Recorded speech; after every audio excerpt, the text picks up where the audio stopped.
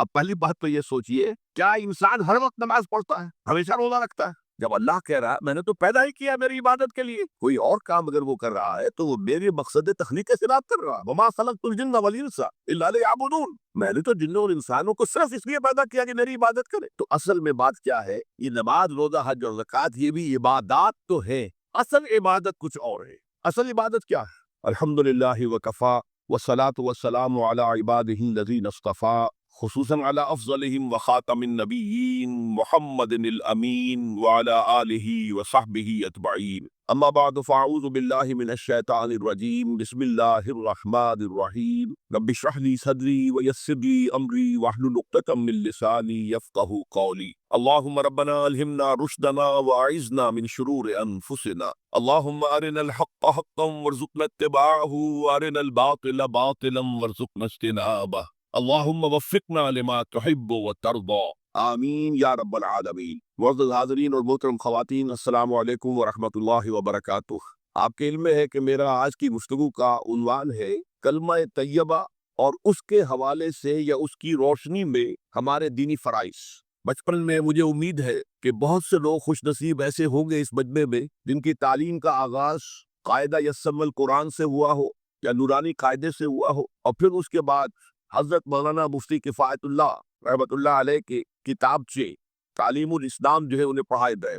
ظاہر بات ہے کہ آج کل وہ رواج ختم ہو چکا ہے، آج کا ہمارا دور مادہ پرستی کا ہے۔ ہماری تعلیم میں بھی آپ کو معلوم ہے کہ کنڈر گارٹن جو ہے اس سے بات شروع ہوتی ہے، اور ممی اور پاپا یہ الفاظ جو ہے وہ بچوں کو سکھائے جاتے ہیں، اللہ اور اس کے رسول کا لفظ عام طور پر نہیں پڑھایا جا رہا۔ لیکن یاد ہوگا آپ کو کہ اس سلسلے میں سب سے پہلے ایمان مفصل، ایمان مجمل یاد کرائے جاتے تھے۔ ایمان کیا کیا ہے، پھر 6 کلمے پڑھائے جاتے تھے۔ یہ 6 کلمے یوں سمجھیے کہ اسلام کی تعلیمات کا لب لباب اور خلاصہ۔ ان میں سے پہلے 2 کلمے کیا ہیں جو اہم ترین ہیں؟ کلمہ طیبہ، لا الہ الا اللہ محمد الرسول اللہ صلی اللہ علیہ وسلم، یہ مختصر ترین کلمہ ہے، اسے ہم کلمہ طیبہ کہتے ہیں، اور یہ سمجھیے کہ ہمارے دین کی جڑ اور بنیاد اور اساس ہے۔ دوسرا کلمہ اسی میں لفظ شہادت کا اضافہ ہو کر اشہد ان لا الہ الا اللہ واشہد ان محمد رسول اللہ صلی اللہ علیہ وسلم۔ یہ کلمہ شہادت جو ہے یہ اسلام میں داخلے کا شاہ درا ہے۔ شاہ درا، در کہتے ہیں دروازے کو،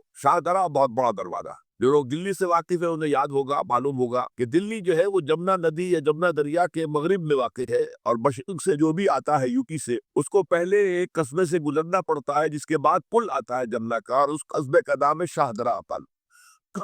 اسی طرح کا شاطرہ ایک لاہور میں ہے۔ لاہور جو ہے وہ راوی کے جنوب مشرقی کنارے پر ہے، آباد ہے شہر۔ اب جو بھی پشاور سے، سرحد سے، اسلام آباد سے، پورے پنجاب سے لوگ آتے ہیں تو انہیں لاہور میں داخل ہونے کے لیے دریائے راوی کراس کرنا ہوتا ہے، لہٰذا وہاں پہ ایک قصبہ ہے جس کا نام شاہدرہ ہے۔ شاہدرہ یہ بڑا در ہے کہ جس سے داخل ہو کر آپ دلی میں یا لاہور میں داخل ہو گئے۔ اسی طرح میں نے عرض کیا کہ اسلام میں داخلے کے لیے شاہدرہ جو ہے وہ ہے اشہد ان لا الہ الا اللہ واشہد ان محمد رسول اللہ صلی اللہ علیہ وسلم۔ آج میں انہی 2 کے حوالے سے آپ کے سامنے کچھ باتیں رکھ رہا ہوں، باتیں بالکل بنیادی ہیں، اور میں سمجھتا ہوں کہ آپ کے ذہنوں کے اندر موجود ہے، صرف یہ ہے کہ آپ نے شاید زیادہ کبھی شعوری طور پر توجہ نہ دی ہو اور ان کے بارے میں کہیں گہرا غور و فکر نہ کیا ہو۔ دیکھیے پہلا جز کیا ہے، لا الہ الا اللہ، کلمہ توحید ہے، یہ اللہ کے سوا کوئی معبود نہیں۔ اب اس کا تقاضا کیا ہے؟ اور دوسرا جز ہے محمد الرسول اللہ صلی اللہ علیہ وسلم،